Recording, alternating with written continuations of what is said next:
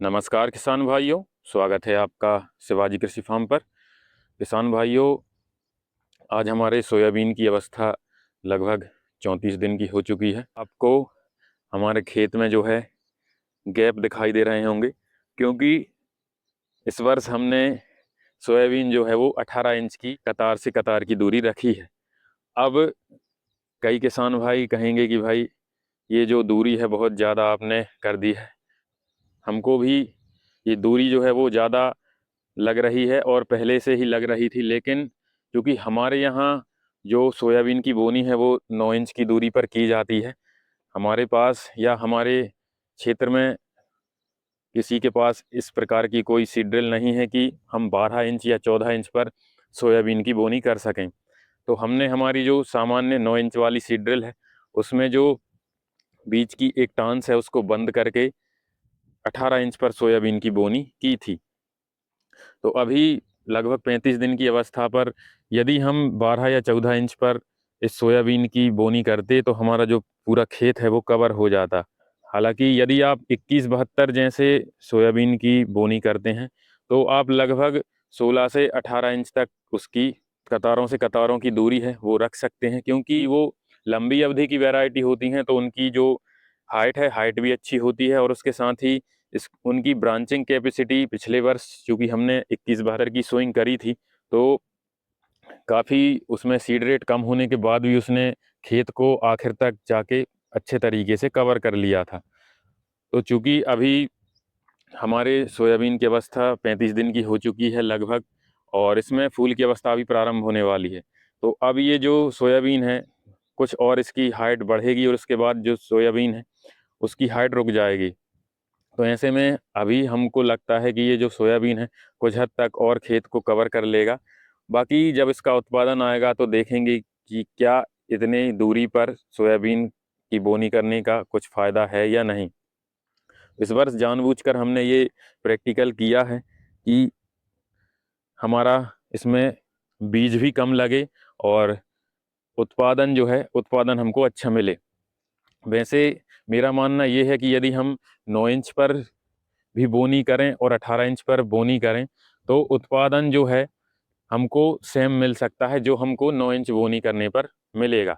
अब चूंकि 9 इंच पर बोनी करने पर सीड रेट भी अधिक लगता है। वैसे आप चाहें तो सीड रेट को कम करके 9 इंच पर बोनी कर सकते हैं, लेकिन 9 इंच पर बोनी करते हैं तो पौधे काफ़ी सघन होते हैं और इससे कीड़ों की समस्या भी ज़्यादा होती है और उतना अच्छा उत्पादन हमको सोयाबीन की फसल से नहीं मिलता है।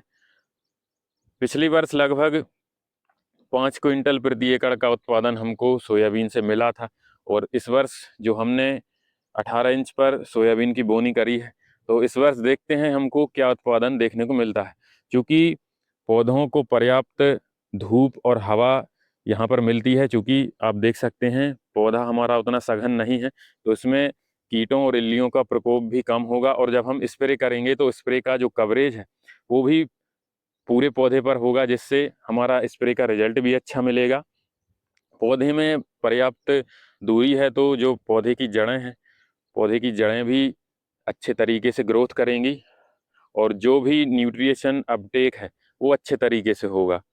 इससे जो दाने की क्वालिटी वो अच्छी मिलेगी। तो इस वजह से हमने इस वर्ष जानबूझकर हमने 18 इंच पर इस सोयाबीन की बोनी की है। आखिर देखते हैं कि हमको 9 इंच में बोनी करने पर सोयाबीन का क्या उत्पादन मिलता है और 18 इंच पर सोयाबीन की बोनी करने पर हमको क्या उत्पादन मिलेगा। कि हमारे यहाँ पर ऐसी किसी भी प्रकार की व्यवस्था नहीं है कि हम 12 या 14 इंच पर बोनी करें। वैसे मैं किसी को रिकमेंड नहीं करूँगा कि आप 18 इंच पर बोनी करें। सोयाबीन की जो बोनी है 12 या 14 इंच पर करेंगे तो आपको अच्छा उत्पादन सोयाबीन से देखने को मिलेगा। अब अभी देख सकते हैं आप हमारा जो खेत है काफ़ी हद तक इसमें गैप दिखाई दे रहे हैं, जो कि हमें नहीं लगता है कि ये पूरे गैप जो है वो अब सोयाबीन फिल कर पाएगा। लेकिन जो फाइनल हमारा उद्देश्य था 9 इंच पर बोनी करने जितना उत्पादन लेना, और उसके साथ ही जो बीज दर है चूँकि इस बार सामान्य बीज हैं 10 से 12 हज़ार प्रति क्विंटल की रेट पर मिले हैं। तो जहां हमारा इसमें 70 से 80 किलो सोयाबीन लगना था वहां लगभग 40 से 45 किलो सोयाबीन की हमने बोनी की है। तो इस प्रकार से 3 से 4 हज़ार रुपये तो हमने यहाँ पर बचाए हैं। और यदि उत्पादन इससे हमको अच्छा मिलता है तो 9 इंच पर बोनी करने की अपेक्षा ये ऑप्शन हमको ठीक लग रहा है। अब यहाँ पर एक समस्या और है कि जो 24-33 है उसमें हाइट का इशू आता है।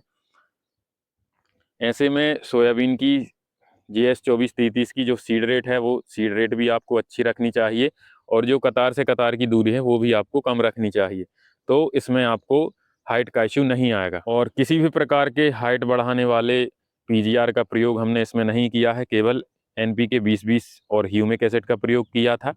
यदि आप जिब्रेलिक एसिड का प्रयोग करते हैं तो तना पतला रहने की समस्या देखने को मिलती है, जिससे आगे चल के सोयाबीन को आड़े गिरने की समस्या देखने को आपको मिल सकती है। इस प्रकार से हमने जानबूझकर 18 इंच पर सोयाबीन की बोनी करी है और हमारा उद्देश्य है कि 9 इंच पर बोनी करने की जगह यदि हम 18 इंच पर उसकी बोनी करते हैं तो 9 इंच की बोनी के बराबर ही हम उत्पादन हमको मिलता है या नहीं। तो आगे चल के जब हमारा ये सोयाबीन हार्वेस्ट हो जाएगा तो देखते हैं कि उसका 9 इंच की बोनी पर जितना उत्पादन आता है या नहीं। आशा करता हूँ मेरे द्वारा दी गई जानकारी आपको अच्छी लगी होगी। यदि जानकारी अच्छी लगी हो तो हमारे YouTube चैनल को सब्सक्राइब कर लें और यदि आप ये वीडियो फेसबुक पर देख रहे हैं तो हमारे फेसबुक पेज को भी फॉलो कर लें। धन्यवाद।